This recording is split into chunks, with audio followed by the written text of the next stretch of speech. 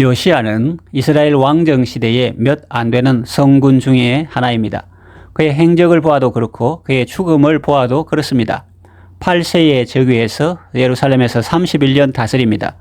그는 개혁 군주였습니다. 하나님을 향한 뜨거운 마음이 있었습니다.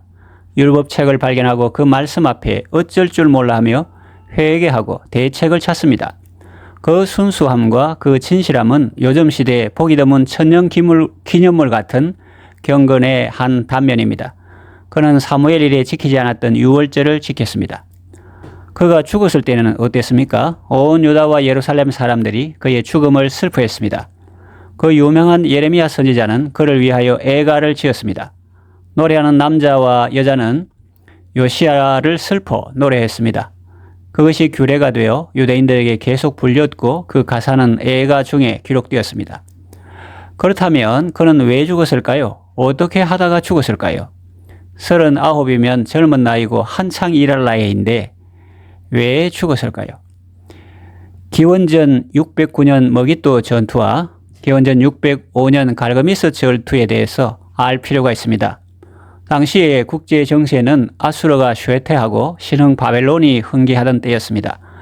아수르는 바벨론에게 수도 니네웨도 빼앗기고 후퇴해서 갈그미스에 와 있습니다. 아수르는 애굽과 손을 잡고 바벨론에 대항하려고 했습니다. 개역 개정판에는 애굽 왕 느고가 갈그미스를 치러 올라왔다고 번역했지만 히브리 성경을 보면 갈그미스를 향해서 올라왔다고 번역하는 것이 맞습니다. 이 사실은 세계사에서 말하는 내용과 같습니다. 아수르는 애굽의 도움을 받아 바벨론을 꺾어보려고 합니다. 그것이 바로 갈그미스에서 벌어진 유명한 전투입니다. 거기서 아수르는 패배합니다. 급격히 쇠퇴합니다. 애굽도 힘을 잃습니다. 이러한 국제 정세를 배경으로 우리는 머깃도 전투를 이해할 수 있습니다. 머깃도는 애굽 왕이 군대를 이끌고 갈그미스로 올라가는 길목에 있습니다. 요단강 상류 3분의 1 지점 서북쪽에 있다고 보시면 됩니다. 애굽 왕 느고가 갈그미스를 향해 가는데 요시야가 길목을 막고 머깃도에서 방비하고 있습니다. 느고가 요시야에게 사자를 보내어 말합니다. 유다 왕이여, 내가 그대와 무슨 관계가 있느뇨? 내가 오늘날 그대를 치려는 것이 아니요 나로 더불어 싸우는 족속을 치려는 것이라.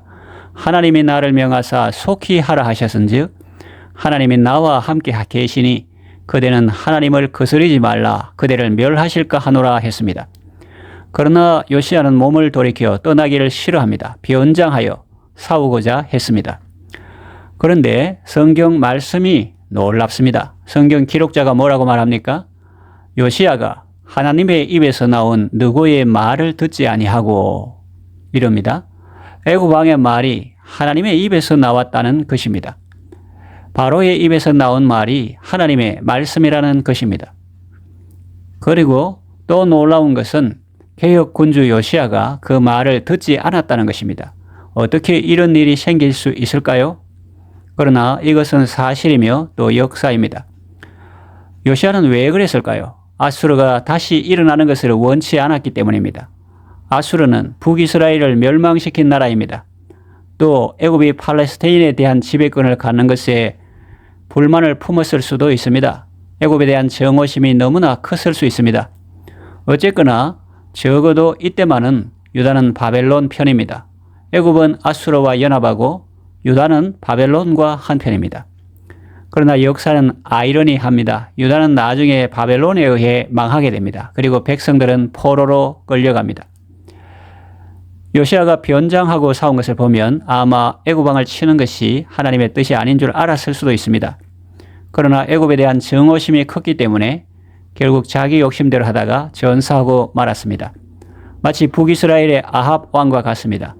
그는 길르앗 라못을 치러 갈 욕심에 눈이 어두워 이몰라의 아들 미가야를 통한 하나님의 말씀을 듣고도 순종하지 않고 오히려 아부하는 거짓 선지자들의 말을 듣고 출정했다가 전사했습니다. 안 죽으려고 왕복을 벗고 병장까지 했지만 적군이 우연히 쏜 화살에 갑옷 솔기가 맞아 피를 많이 흘리고 죽었습니다. 자기 생각에는 선한 욕심인 것 같아도 하나님의 뜻이 아닐 수 있습니다. 아무리 자기 나라를 위하고 민족을 위한 행동이라고 해도 하나님의 뜻이 아니면 실패하게 됩니다. 누가 하나님보다 자기 민족을 더 위할 수 있습니까? 하나님은 자기 백성을 그들의 죄에서 구원하시는 분이십니다. 진정한 구원자십니다.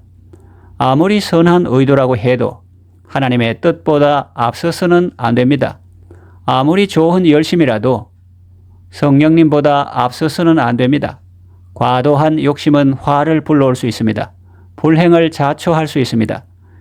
하나님은 애굽 왕 바로를 통해서도 말씀하십니다. 하나님은 이스라엘의 선지자뿐만 아니라 세상 군주를 통해서도 말씀하시는 분이십니다. 그러니 세상 사람 말이라고 무조건 무시하지 말고 그것이 하나님의 뜻이라면 순종해야 합니다. 그래야 자기에게 복이 됩니다. 말씀을 정리하며 맺으려고 합니다. 욕심을 버리고 하나님의 뜻에 순종해야 합니다. 하나님의 말씀을 들어야 합니다. 내 생각에 아무리 선한 욕심이라도 주님 보시기엔 야망에 불과할 수도 있습니다. 온 세상을 경영하시는 하나님의 뜻 앞에 굴복해야 합니다. 아무리 유명한 성군이라도 하나님의 말씀에 불순종하면 한순간에 추락합니다. 아무리 훌륭한 개혁군주나 개혁주의 신학자라도 하나님의 말씀을 못 들은 척하고 자기 욕심을 따라 고집대로 나가면 큰 손해를 보고 뼈아픈 후회를 하게 됩니다. 그러므로 우리는 언제나 하나님의 말씀에 귀를 기울이고 그 말씀에 순종해야 합니다. 왜냐하면 주의 말씀은 내 발의 등이요 내 길의 빛이 되기 때문입니다. 삼가 말씀에 주의하는 자는 좋은 것을 얻습니다. 여러분은 언제나 하나님의 말씀에 귀를 기울이고 그 말씀에 순종하는 삶을 사시기 바랍니다.